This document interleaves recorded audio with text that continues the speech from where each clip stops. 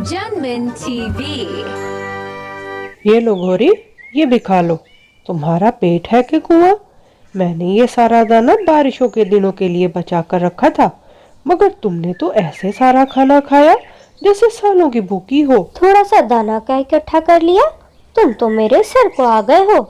ये लो, मैं नहीं खाती तुम्हारा खाना। गोरी और कालू दोनों ही बहुत आलसी कौवे थे। हमेशा दूसरों का खाना चुराकर खाने की आदत थी।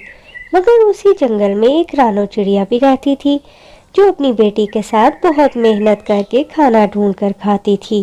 रानो, मैं देख रही हूँ तुम कितने दिनों से हर रोज इतना खाना क्यों इकट्ठा कर रही हो? गौरी बहन, बारिशों का मौसम आने ही वाला है। मेरी तो बेटी है ना, इसलिए मुझे बहुत फिक्र है कि मैं उसके लिए खाना इकट्ठा कर लूं, ताकि बारिशों के दिनों में हमें कोई मुश्किल ना पड़े। जब बारिश होगी तब देखा जाएगा, मुझसे नहीं होती इतनी मेहनत। कालू से कहूंगी तभी खाना ढूंढ कर लाएगा। ये गौरी तो बहुत ही आलसी है, जब बारिशें होंगी तब इसे समझ आएगा। कालू, हमारे पास जितना खाना था वो तो खत्म हो गया। बारिशें शुरू होने वाली हैं, फिर हम क्या करेंगे? तुम्हारा ही पेट कुआं है जो भरता ही नहीं। कितनी मुश्किलों से दूसरे परिंदों को चूना लगाकर मैंने खाना इकट्ठा किया था, मगर तुमने तो वो भी सारा खा लिया।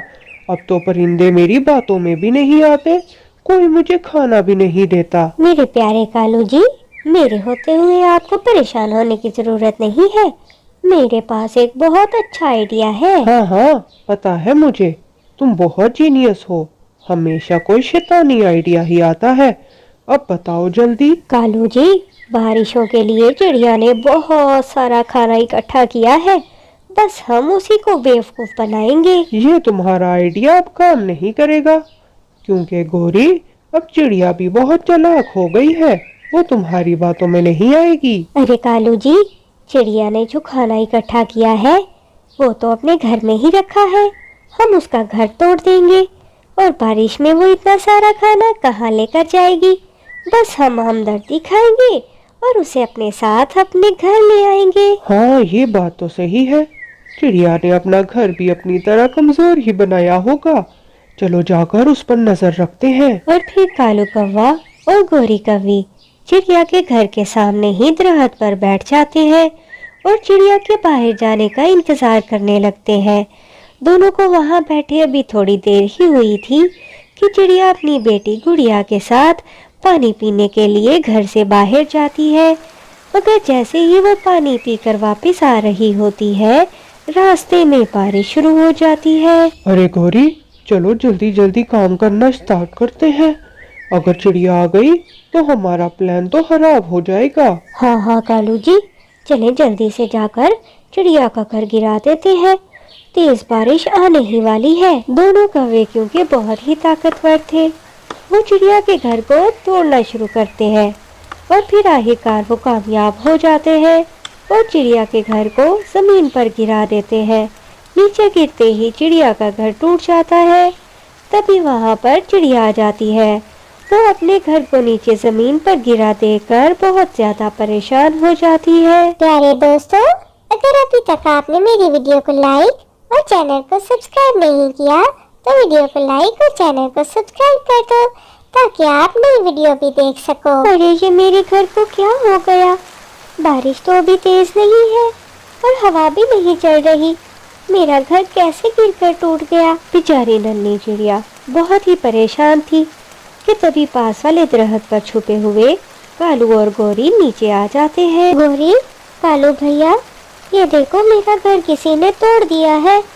क्या आपने किसी को यहाँ पर देखा है? नहीं चिड़िया, हमने तो किसी को नहीं देखा, मगर तुम अपनी छोटी सी बेटी के साथ अगर यही रही तो बारिश में वो तो बीमार हो जाएगी और देखो तुम्हारा जमा किया हुआ खाना भी खराब हो जाएगा।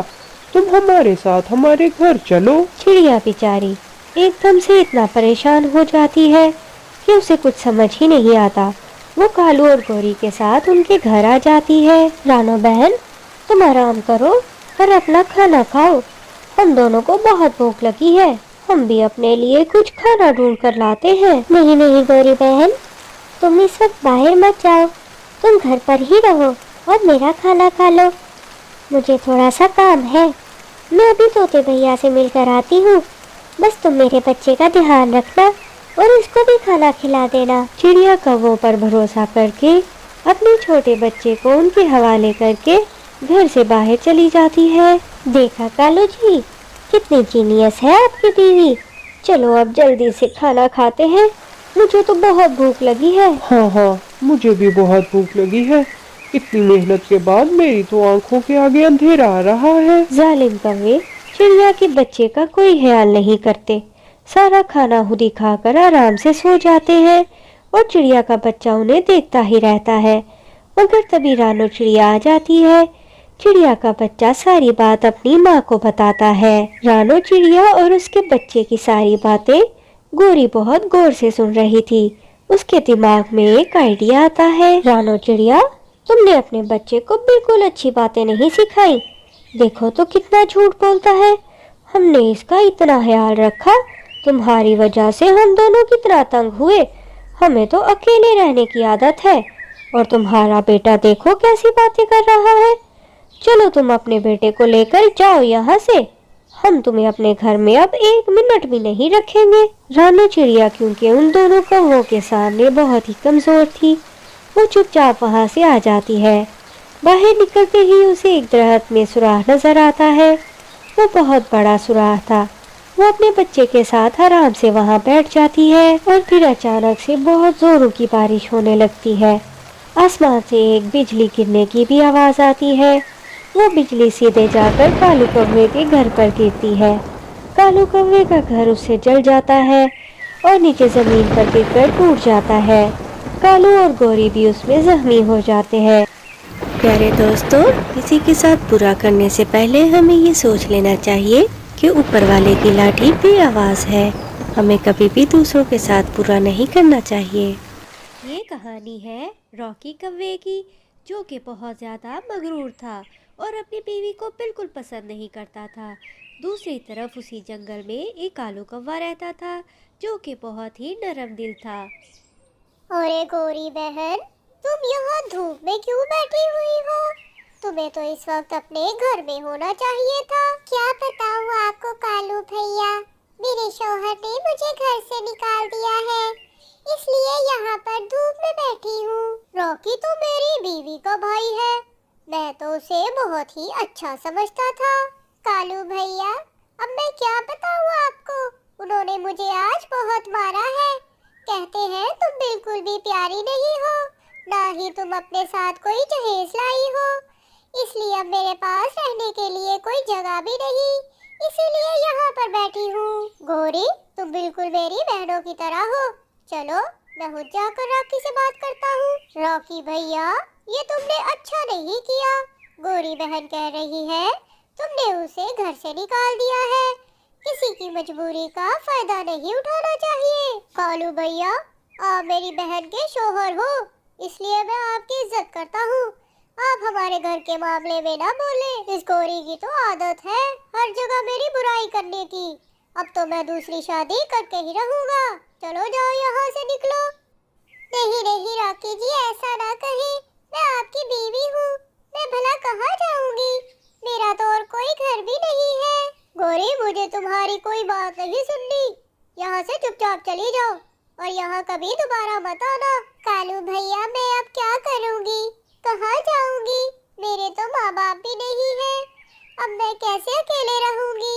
गोरी बहन, मैं जैसा कहूँ बस तुम वैसे करती जाओ, देखना कैसा सबक सिखाता हूँ मैं इसे। और फिर कालू कौवा गोरी को लेकर अपने घर आ जाता है और अपनी बीवी सुंदरी से कहता है, सुंदरी, गोरी कौवा से हमारे घर में ही रहेगी और तुम इसका हाथ ध्यान रखना। मगर क्यों कालू जी, गोरी को तो रॉकी भैया के साथ उनके घर में रहना चाहिए, ये हमारे घर में क्यों रहेगी? क्योंकि तुम्हारा रॉकी भाई दूसरी शादी कर रहा है, तो गोरी को अब कहीं तो रहना था, इसलिए वो यहाँ रहेगी। और फिर गोरी कौवी कालू कौवे के घर ही रह जाती है। अगली सुबह कालू कौवा अपने लिए और गोरी के लिए खाना लेकर आता है और दोनों खा लेते हैं। ये सब सुंदरी कौवी देख रही थी। कालू जी, मुझे बहुत भूख लगी है, मेरा खाना कहाँ है? मुझे बहुत ज्यादा भूख बर्दाश्त नहीं होती। सुंदरी, खाना तो मैंने और गोरी ने खा लिया, वो तो खत्म हो गया। जाओ तुम अपने भाई रॉकी को जाकर बोलो तुम्हारे लिए खाना लेकर आए। तुम भी तो जहेज में कुछ नहीं लाई थी। जाओ अपने भाई से जाकर बोलो तुम्हें भी जहेज देकर भेजे। गोरी, मैं बाजार की तरफ जा रहा था कि मुझे ये हीरो का हार तुम्हारे लिए बहुत अच्छा लगा, इसलिए मैं तुम्हारे लिए लाया हूँ। अरे कालू जी, आप कितने अच्छे हैं। मुझे तो रॉकी ने कभी कुछ नहीं ला कर दिया। ये बहुत प्यारा हार है। मुझे तो कालू जी ने कभी कोई हार नहीं ला कर दिया और गोरी के लिए लेकर आए हैं। कालू जी, मैं सोच रही हूँ मुझे भी दूसरी शादी कर लेनी चाहिए। रॉकी भी तो दूसरी शादी कर रहा है। हाँ हाँ गोरी, रॉकी ने तो तुम्हें घर से निकाल दिया है, तुम्हें शादी करनी चाहिए। मैं भी दूसरी शादी करने का सोच रहा हूँ। अरे अरे, ये क्या?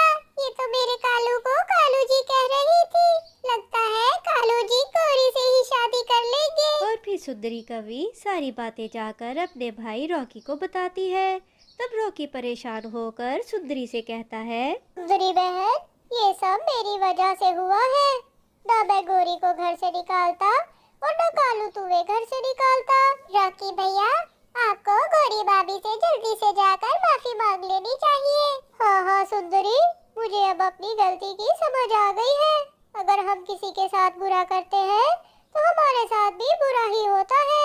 मैं अभी जाकर कालू भाई से और गोरी से माफी मांग लेता हूँ। और तब रॉकी और सुंदरी उन दोनों के पास आकर माफी मांगते हैं। तब कालू भी उनको बताता है कि वो तो गोरी को अपनी बहन मानता है, वो तो ये सब नाटक कर रहे थे। कहानी अच्छी लगी है तो लाइक करो और कहानियाँ देखने के लिए चैनल को सब्सक्राइब करो। जंगल में टूनी चिड़िया अपने बेटे चीकू के साथ रहती थी। टूनी चिड़िया बहुत अच्छी थी और अपने बेटे को भी बहुत अच्छी बातें सिखाई थी। उसी जंगल में एक गोरी कौवी भी रहती थी जो कि खुद भी बुरे काम करती थी और उसने अपने बेटे को भी बुरे काम सिखा रखे थे। एक दिन टूनी चिड़िया अपने बेटे से कहती है, मेरे प्यारे बेटे, अब आप बड़े हो चुके हो। माँ बाप हमेशा अपने बच्चों के साथ नहीं रहते। अब आपको खाना ढूंढना और अपने लिए घोंसला बनाना सीखना होगा। ठीक है माँ, आप मुझे घोंसला बनाना और खाना ढूंढना दोनों सिखा दे। मैं आपकी हर बात मानूंगा।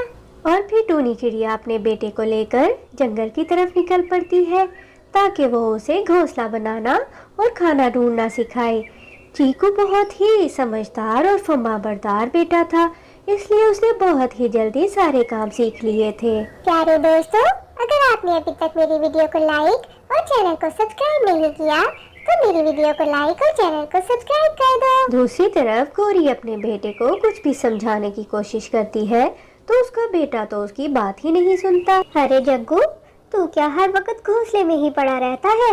माना कि हम कौवे दूसरों का खाना चुरा कर खाते हैं, मगर उसके लिए भी तो तुम्हें घोंसले से निकलना ही पड़ेगा।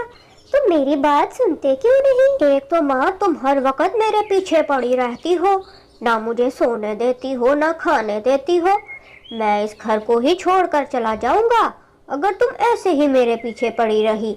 कभी तो मुझे आजादी से जीने दो। गोरी का बेटा गुस्से में घर से निकलकर नदी किनारे जा बैठता है।